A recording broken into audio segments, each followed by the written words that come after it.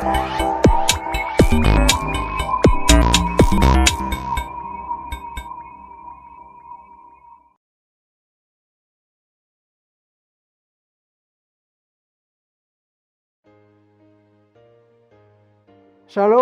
saudara-saudari yang dikasihi Kristus. Jumpa kita pada kesempatan ini melalui renungan harian GKI Kuitang. Hari ini Senin 21 Februari 2022 bersama saya Pendeta Emeritus Arti Sembiring.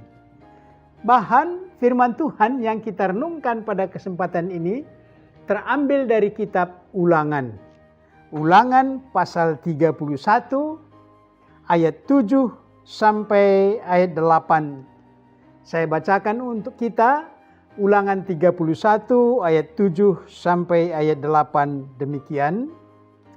Lalu Musa memanggil Yosua dan berkata kepadanya di depan seluruh orang Israel, "Kuatkan dan teguhkanlah hatimu, sebab engkau akan masuk bersama-sama dengan bangsa ini ke negeri yang dijanjikan Tuhan dengan sumpah kepada nenek moyang mereka untuk memberikannya kepada mereka. Dan engkau akan memimpin mereka sampai mereka memilikinya. Sebab Tuhan, Dia sendiri akan berjalan di depanmu. Dia sendiri akan menyertai engkau. Dia tidak akan membiarkan engkau dan tidak akan meninggalkan engkau. Janganlah takut dan janganlah patah hati." Demikianlah firman Tuhan. Berbahagialah orang yang mendengar firman Tuhan dan yang mengamalkannya dalam hidup sehari-hari. Amin. Dari firman Tuhan ini, tema kita berbunyi, terpilih dalam ketulusan hati. Terpilih dalam ketulusan hati.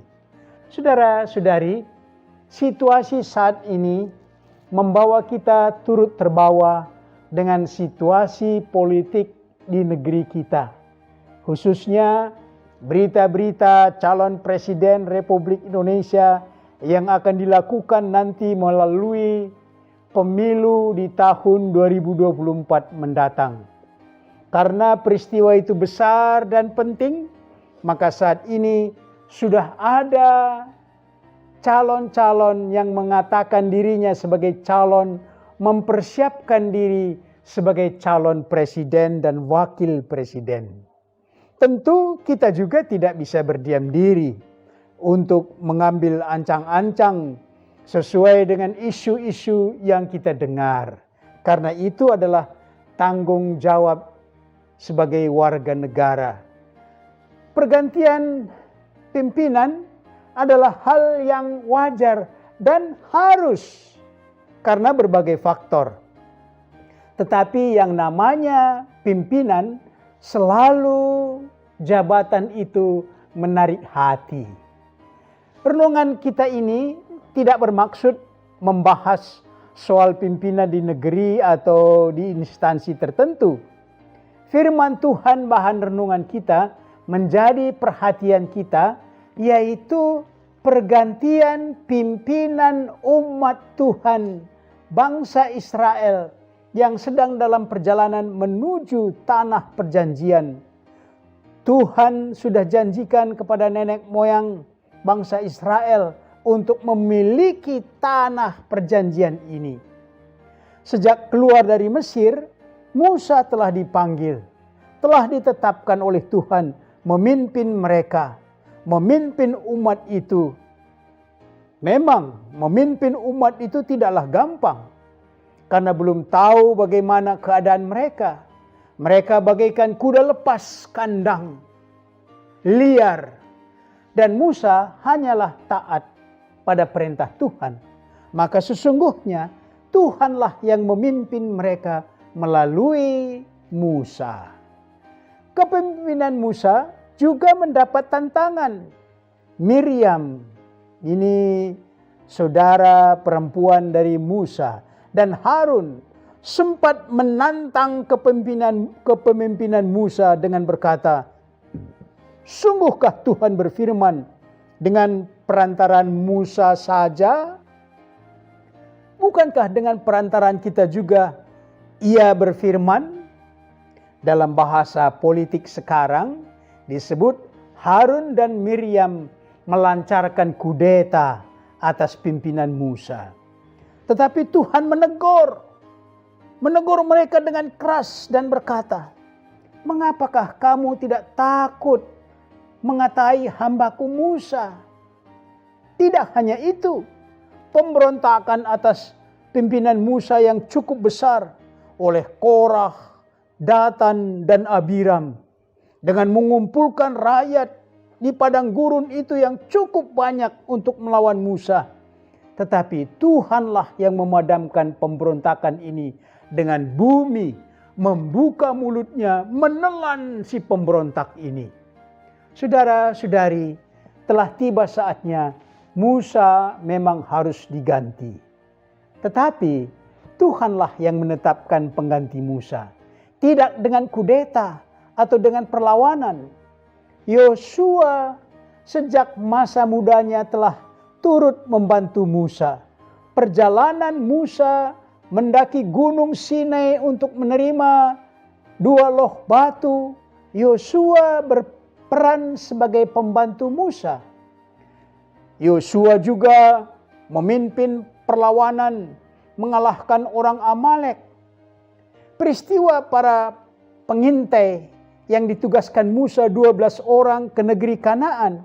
10 orang melaporkan hasil intaian ini yang sangat menakutkan.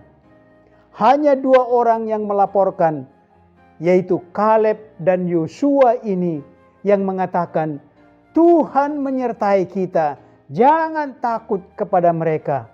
Itulah ketulusan Yosua di hadapan Musa. Secara alami, Musa akan mengakhiri kepemimpinannya. Tetapi siapa yang menggantikan dia? Sama seperti Musa dipilih oleh Tuhan, maka demikian juga dia memilih dan memanggil Yosua menggantikan Musa. Tugasnya tidak lebih gampang dari tugas Musa, karena Yosua harus memimpin pendudukan tanah Kanaan dengan menyingkirkan, membinasakan, mengusir semua bangsa yang menghalangi mereka. Tema kita mengungkapkan karakter Yosua, yaitu tulus. Sejak masa mudanya menjadi pembantu Musa, suatu karakter yang pantas dipertimbangkan sejauh mana ketulusan iman kita mengikut Tuhan. Sejauh mana ketulusan kita beribadah, berdoa, memuji Tuhan dalam pelayanan, dan apa yang kita persembahkan, sejauh mana itu ketulusan kita.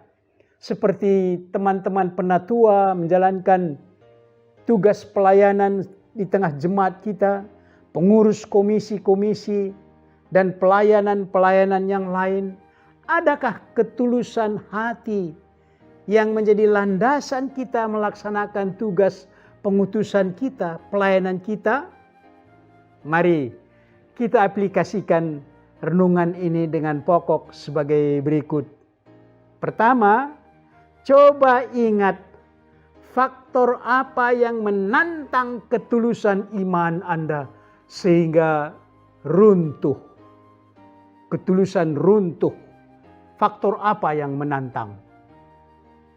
Kedua, bagaimana sikap Anda kalau ketulusan iman dalam melayani Tuhan, mengasihi, memberi persembahan, kemudian dicela oleh teman? Bagaimana ketulusan iman Anda kalau dicela oleh teman? Yang ketiga, Tuhan Yesus berkata, kita harus tulus dan cerdik menghadapi kehidupan sehari-hari dalam iman setia kepada Kristus, tulus dan cerdik. Bagaimana Anda menjabarkan ketulusan Anda mengikut Tuhan dan kecerdikan Anda. Mari berdoa. Bapa kami yang di sorga, Tuhan yang melihat sampai ke dalam hati kami, tempat ketulusan iman kami. Kami mohon hindarkan kami dari harapan-harapan pamrih duniawi dalam mengikut dan melayani Tuhan. Karuniakan ketulusan hati yang sejati, yang memampukan kami menjadi saksi, menjadi pelayan, dan membangun persekutuan jemaat Tuhan. Kami telah menerima banyak talenta, karunia, harta, materi, tenaga, pikiran, karier, dan jabatan di tengah-tengah masyarakat, agar semua itu kami manfaatkan dan jalankan dengan tulus hati mengikut Tuhan, mempersembahkan kepada Tuhan. Inilah doa kami dalam nama Yesus. Amin.